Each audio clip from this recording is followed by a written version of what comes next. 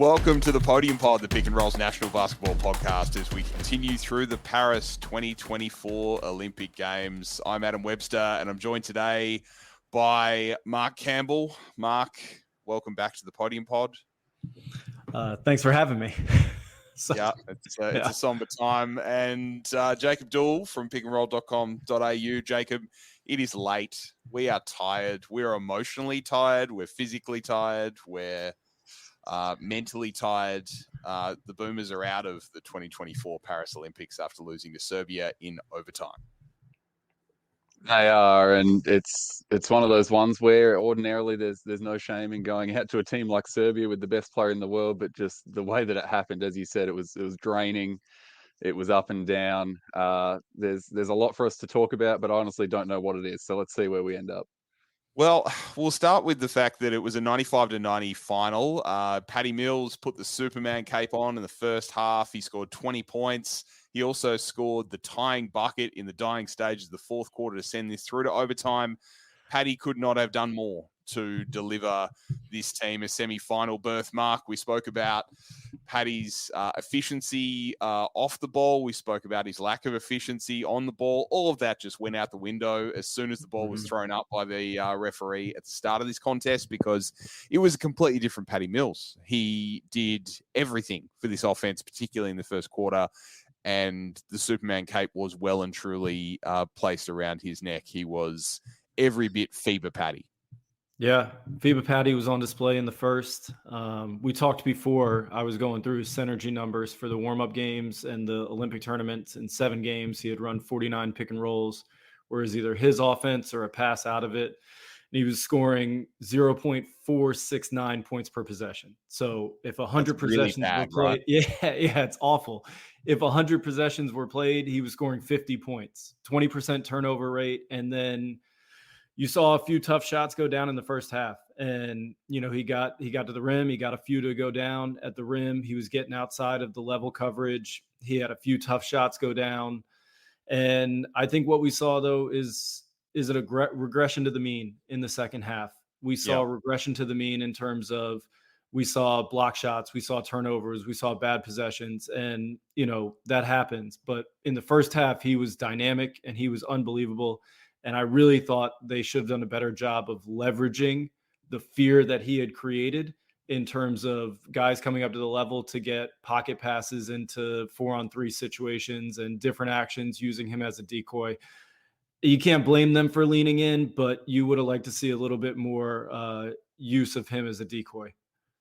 Jacob, it's everything we've been talking about all tournament long. You know, Patty, brilliant in the first half, but just couldn't seem to get it going. And it was almost a gift and a curse that he got it going in the first place, because then he tried to do too much in the second half at different points in time, and it wasn't working. And maybe it masked the fact that the offense wasn't really running all that well when it wasn't Patty Mills in the first half. Or maybe it was just the fact that Patty Mills, you know, was fighting for his FIBA life out there. And unfortunately, we believe that his FIBA career is now over. That is the way that it ends for Patty, as well as a couple others that we'll get to across the course of this episode. But, you know, for Patty, it was the best of times, but it was also the worst of times as part of this game.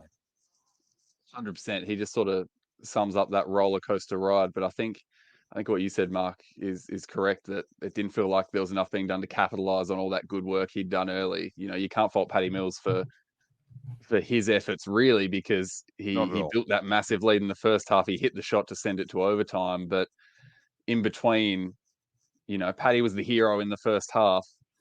And when Serbia locked in on him, everyone else kind of went, oh, shoot, we need to do something now.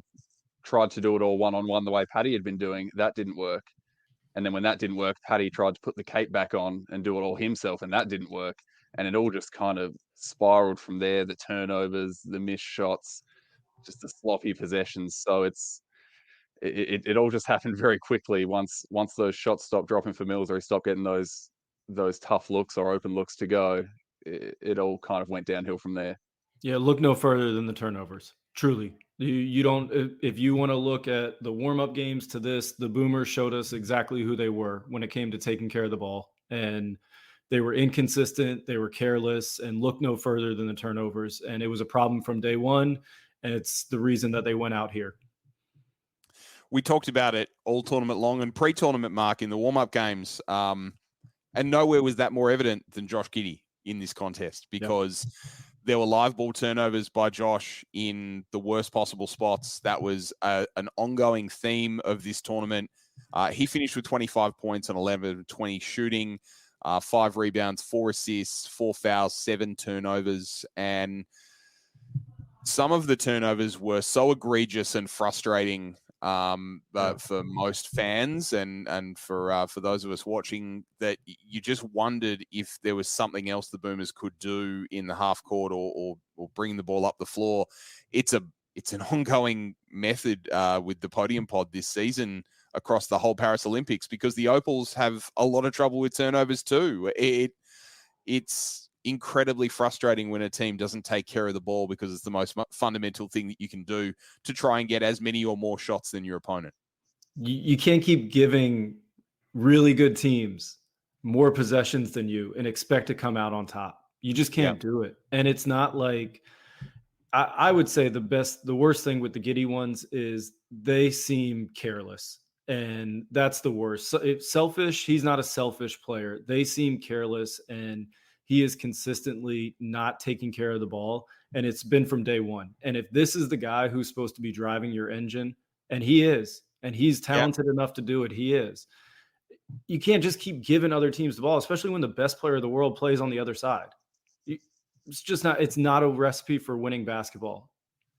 How do you balance the creativity of a ball handler like that with the tendency to just egregiously throw the ball away, Jacob? I mean, you see such fantastic flashes from Josh Giddey of playmaking ability and the ability to survey what's happening and make the best decision.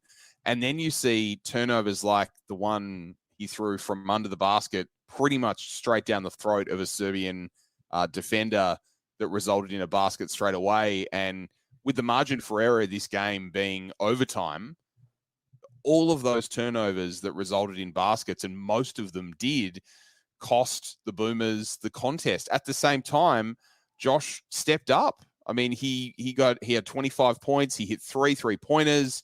He was, confidently shooting the ball, which is what we've asked for, but he didn't take care of the ball when it mattered. And I think it's obviously a tightrope, as you've said there. The easy answer with him is that it's age and maturity and experience. You'd like to think that he'll tidy up some of those mistakes as he gets older, but the problem is that he is the engine for this team already. He's really been thrust into that leadership role in this awkward transition period. And Gorgon's clearly tried to empower him and say, this is your team. Mm-hmm. You run it. You do your thing. But there's pros and cons. And as you've said, Mark, we've seen them all throughout the tournament. And I think the most frustrating thing was just, yes, he did a lot of good stuff, but situationally, you've got a 24-point lead. You're up by double digits still heading into the half.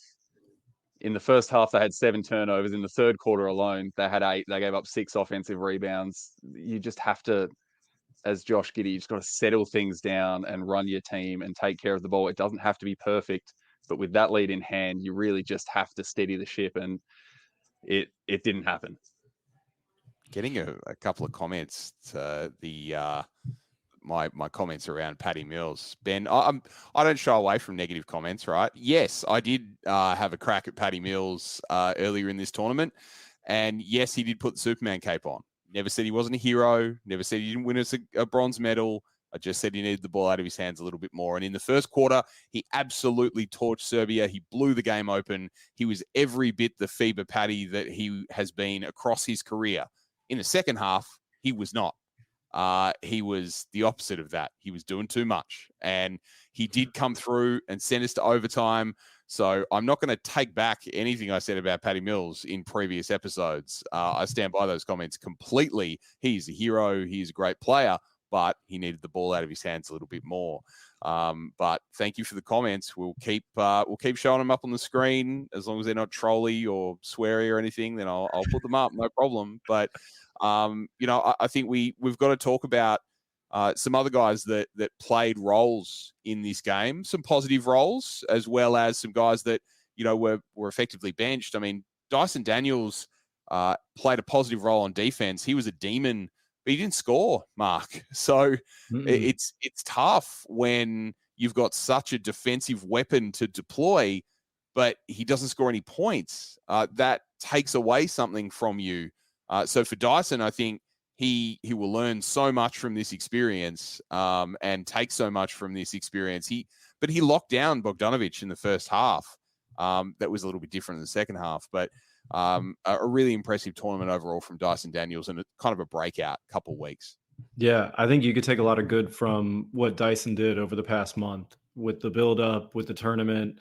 I think he's really established himself as one of the premier perimeter defenders, and I think you're going to see in his new setting in Atlanta next to Trae Young, he's exactly what they're looking for. I would expect him to have a breakout year. I would expect him to take all the things that he did defensively in this tournament, bring them to Atlanta, and have his offensive stuff amplified, because he's playing next to a guy in Giddey that, yes, is a creative passer, but brings no gravity in terms of shooting the ball or coming off ball screens. And what you're going to see in the Atlanta office with Trae Young is there's going to be so much gravity, and there's going to be a lot of cuts to be had to the basket. There's going to be a lot of actions where he's playing in a 4-on-3, and he's doing a wonderful job in those of either finishing, making good decisions on the pass. And to me, I think he's lined up to have one of the breakout years of any guys in the NBA. I wouldn't be shocked if you see him in the most improved discussions. I wouldn't be shocked if you see him starting and playing in the playoffs in Atlanta, making a really big run in the East. The Podium Pod is brought to you by Team Feet. Team Feet offers premium athletic socks for modern teams, however they compete, with sweat wicking cotton, arch support, ventilation panels, and compression stitching. Team Feet socks are built to outperform, whether your team is tiny or 1,000 strong. Team Feet unites and excites your players and supporters with their combination of quality and performance. Join basketball teams around Australia and the world by choosing Team Feet for designs and worldwide delivery. Head to teamfeet.com. We thank Team Feet for all of their support across the Podium Pod this season. Jacob, I want to talk about Dante Exum. He was fantastic all tournament as well. I used the word on Twitter during the game, steady. There was a poise to his play on both ends. He really stepped up, and I think, he's got at least another one Olympics, maybe two left in him. He will be one of the leaders of this team in Los Angeles, and it bodes very well for his role on a pretty stacked Dallas team heading into this NBA season as well. Yeah, and you're right. Steady, I think, is a good descriptor, but at the same time, he was steady while also bringing that change of pace that the Boomers needed at times. They wanted to get out and run, and he was someone who wasn't turning the ball over, but could also just get it and go and push the tempo and make the right decisions on the fly there. So we've kind of seen that in previous tournaments when that run and gun wasn't quite as much the Boomers' identity, and he really was that sort of X factor and a bit of a change of speed. He only became more important, I think, in this tournament with the way that the Boomers wanted to play. And yes, on the whole, it didn't really pan out. But I think Dante being able to come back and play through that injury that he had and still be effective was really impressive and bodes really well for his role moving forwards with this team and in the NBA, as you mentioned there. Mark, we've talked a lot about Jack McVeigh in this tournament and the trick or treat nature of Jack at times, but it was treat tonight. 13 points, 5 of 8 shooting, 3 3-pointers, and played solid defense, the best defense that we've seen from him in this tournament by a very, very long way. I mean, that may very well translate to some really positive things for him in the States this season as he heads over on a 2-way contract with Houston. Yeah, Jack's not scared. Not scared at all, ever. I think one thing that tonight that was phenomenal was the way he shot the ball, the way he made good decisions on closeouts. A lot of times in previous games, we've seen him just shoot, be so diehard in terms of, I'm a shooter, I'm going to shoot this no matter what the closeout was. And I think tonight he had a really nice mix of, if the closeout was late, shooting the ball. If the closeout was out of control and high hips, he was showing under control, not getting travel calls, but getting downhill, finishing a few times. He really was a guy that empowered them in the fourth when it got sticky and they couldn't get anything and there were no good actions to be had.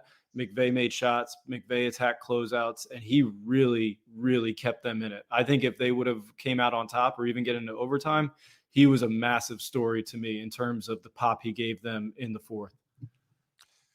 Question here from our very good friend Michael Hubin. Coaching, thoughts on rotations and defensive scheme on Jokic. Mark, what say you?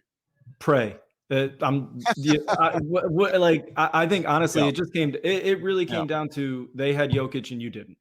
And you look at the end of the game when it got tough, tip off the Patty layup, like that's going down, 2 points there. Come down the other end, trap, find an open shooter, no problem. Back down, Patty driving, steal by Jokic. Come down the other end, fade away, bucket, up 3. I mean, look no further than they had the best player in the world.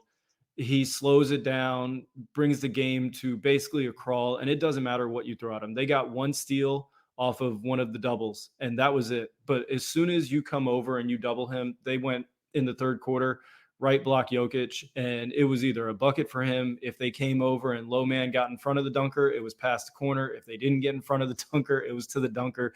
He sees the matrix in a way that nobody else does. He slows it down, and he's going to find great shots every single possession. And I think one thing that Jokic does, and whether you can see process or results, and it doesn't matter makes or misses, his process is going to be the same every single time. He's going to get phenomenal shots. And if it goes in or not, it's not going to affect him at all. He's going to continue to make the right play every single time. Jacob, there's a lot of comments coming through about Duop Reith. We've talked a bit about Duop Reith across the tournament. You know, Gorge went for it in this contest. He benched Nick Kay. He wasn't playing Nick as much. He did that in favor of Duop Reith. Played Jack a lot more at the 3 and slid Duop up to the 4. So he's playing sort of bigger lineups as well. Should we have seen a little bit more Duop Reith in this tournament, do you think? Or is that might be a little revisionist history as to the rotations that were deployed? I think it's definitely easier now, isn't it, with the benefit of hindsight to look back and say, we just lost. X should have played more and we wouldn't have been in this position. I think, look, you can see the argument both sides of it. I still stand by sort of the discussions that we've had, and I've heard you guys having when I haven't been on the pod, that, you know, Reith has his shortcomings. You can see why Gorgon wouldn't go to him. You know, he's not as good defensively as a Magnay or a Landale. He doesn't fit those schemes that they want as much. He's not quite as mobile and doesn't read the play as well. Yes, he brings that extra shooting, but he's maybe not as polished in other areas. So I think there's a give and take there, as we talked about with Josh Giddey and his playmaking, or Paddy Mills when he's hot or not. You know, there's pros and cons to all of this, and I think Gorgon weighed them up when making a decision with Reith. Whether it was the right one or not in hindsight, it's hard to say, but I don't think you can look at this tournament as a whole and say, you know, the one reason that the Boomers haven't won a medal or haven't won the gold is because Duop Reith didn't play more. I think it's a discussion to have about whether he could have, but I can certainly see why he didn't.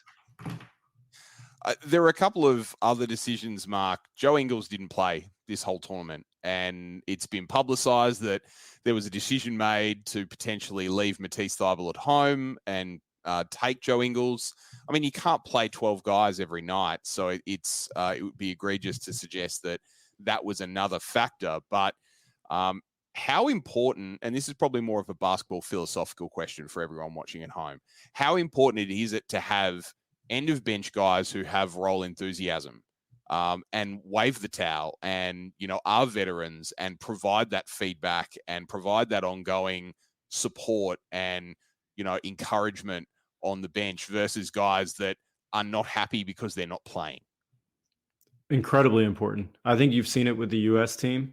Somebody doesn't play and it's back home here, at least it's a whole brouhaha. Like this is disrespectful to this player. And this guy, R.S. Halliburton. Yeah. Everything's a shot across the bow and it's disrespect. And how could you ever? And these are his accolades. So I think you can be upset about how players played. I think you can be upset if you want about these selections and this and that. But if you want to talk Matisse Thybulle and Joe Ingles, they took Matisse and they didn't take Matisse. They took Josh Green in the Matisse role, and Josh Green was horrible. And now if you want to be upset and say, hey, we would have loved to see Matisse in the Josh Green role, like Jacob said, hindsight's 2020. Like you have no clue if he would have played better, worse. You have no idea. in terms of senior players being taken and rank being pulled, yeah, it happens everywhere. Like a basketball team, it's no Yep. different than any work organization. Every Like, team. yeah, Yep. it's truly an organization. And yes, rank is pulled, and yes, people have favorites, and yes, like sometimes people miss out because somebody else has a better connection than you. I mean, it happens all over the place. This is an organization, and this is how they ran things.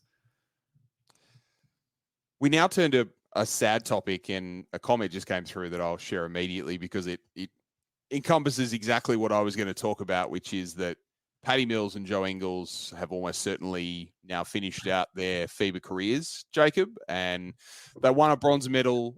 Patty will be remembered as the greatest boomer of all time. Joe will be remembered as one of the greatest boomers of all time.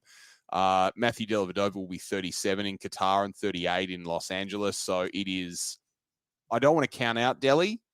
Delhi thinks that he could potentially play another Olympics, and I definitely do not want to count that out whatsoever because you could do a hell of a lot worse than taking Delhi at the end of your bench for all that he brings. But it's almost certain that at least for Patty Mills and Joe Ingles, this is the end. How will you remember them as boomers? I think you're right. They're both going to go down as two of the greatest that have ever done it.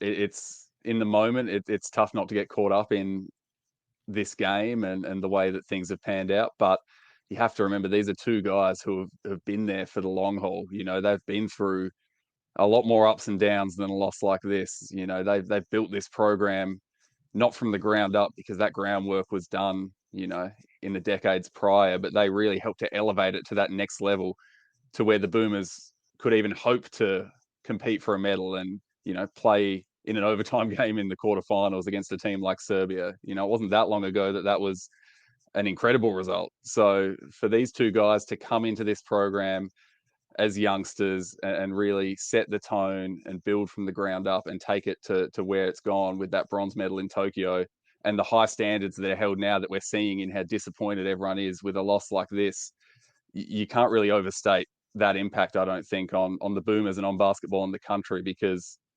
they've done a lot, and you can't really look past that no matter what has happened the most recent time out. Yeah. Mark, from an outside perspective, you haven't watched a lot of Boomers basketball. You've watched a lot of Boomers basketball the last few weeks. Patty Mills goes to a different level. We've talked about players like Dennis Schroeder going to a different level, Evan Fournier at times going to a different level. How have you seen the way that Patty Mills has played in international play? Yeah, I think one thing to keep in mind is, yes, there was probably a foundation laid before these guys, and you always want to leave something better than what you found it. And Yep. I think you could say for both of these guys, they have left this organization, this federation, better than what they found it. There's now an NBA academy on your homeland. Like there's Yep. two different top 10 draft picks coming out of Australia. There's, way more in the pipeline. There is a hope and a dream of making it to the NBA for almost every basketball player. And these two specifically, Patty being an multi NBA champion, Joe playing at a high level, I think they've given, and then representing Australia the way they've given a beacon of light to be like, oh, that guy can do it. I can do it too. And I got a chance to do it. And I don't think you can discredit the injection of hope and life that they've given the basketball players and the children of Australia. So I think seeing FIBA Patty and seeing FIBA Patty really cook in Tokyo, in Renaissance here performance in the first half, I think he's really going to leave his mark on 15 years down the road. What you see in terms of Australian basketball out there, that will be a representation of how he represented the green and gold. We haven't seen the last of you, Mark, on the Podium Pod. We're going to have to do a wash up of all of this sort of stuff because there's so much more to talk about in the wake of this game. But it is nearly 10 past 1 in the morning here, and Jacob and I have jobs, so we'll be jumping off. But as far as the comments go, Jacob, I'm just going to throw you in it. Where's Ben Simmons? Where is he? I think he's off in the lab filming his 10th workout video of the off season, getting himself ready for the next ray of hope for He's making NBA and Boomers threes in that fans. workout video, though. He's making Bernie so Lee's many coming for threes. you. You better watch Yeah, out. that's Bernie right. Lee's coming. That's Don't let him hear you. No, I really appreciate Ben Simmons' workout videos. I think he looks very, very impressive in all those videos. So I'm For the looking record, forward to they seeing the resurrection of Ben Simmons this season for the Nets. get me every time. You're right. I always, coming into every season, I want to see Ben Simmons play well, and I keep on getting my hopes up. So, if this is the Same. year, I'd be This is- happy with that. This is the thing. Like, Ben Simmons is turning into a bit of a meme on like Twitter and Facebook and stuff, but Australians want to see Ben Simmons do really, really well. Like, everyone is rooting for that kid. They want to see him play well. They want to see him show out. They want to see the all-star that he was earlier in his career. There is not one Australian that I've met who believes that they want Ben Simmons to fail. Every single one wants Ben Simmons to succeed. We just wish he would be wearing this uniform sometimes. That would be really good. So hopefully that happens, and a bunch of people are saying no, we don't. So I'm trying to stay positive, guys. I'm trying to stay positive. It's very hard to be positive. We just got knocked out of the Olympics. The Podium Pod is not ending. We have a do or die quarterfinal against Serbia tomorrow night, only it's the Opals instead of the Boomers. So we will be here after that contest as well, and we hope that we have a few more Opals episodes for you as we continue on. So Jacob, thank you for staying up super late for this episode and being with us. No problem. Thanks for having me as always. It's about the only thing that is worth staying up until 1 a.m. for, I think.